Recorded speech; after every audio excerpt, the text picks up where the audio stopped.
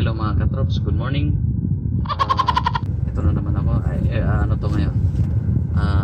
Wednesday morning. 8:30. Nandito ako sa kasi magpapasok na. So, parking na rin ako. Habang nagpa-parking ako dito sa Honda City 107.5. May request sa mag-asawa ni Romel Castro and Eileen Castro, requested song Tell Me Your Name by Jose Marichan. So kakantahin ko ito mga katrops para sa mag-asawa. Tibayan yung yung pagsasamahan yung dalawa, yung tiwala ng bawat isa, wag niyong tanggalin kasi yun yung matibay na batayan para yung tiwala ng bawat isa, para yung pagsasama nyo hanggang tumanda kayo. Yun mga katrops, nagpayo ako, sana ganun din naman ako. So itong kanta Tell Me Your Name from Jose Marichan.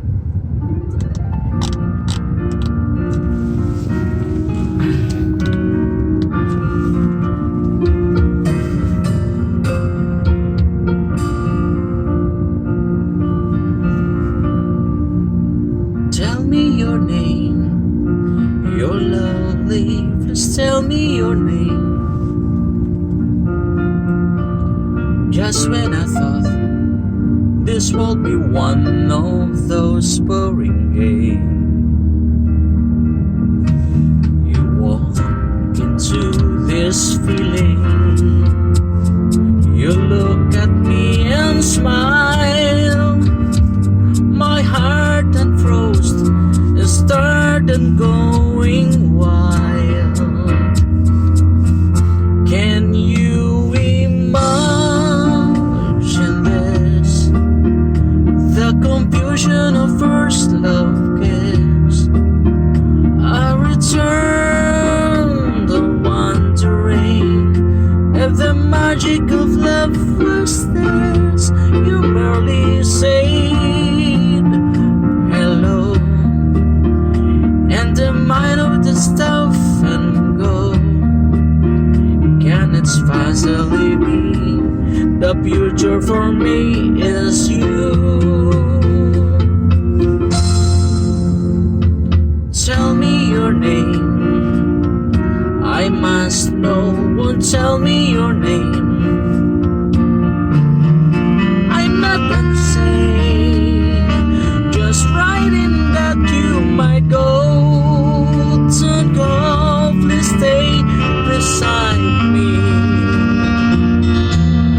Wait until I can tell you all my schemes, chasing rainbows, feeding dreams, finding someone to love like you.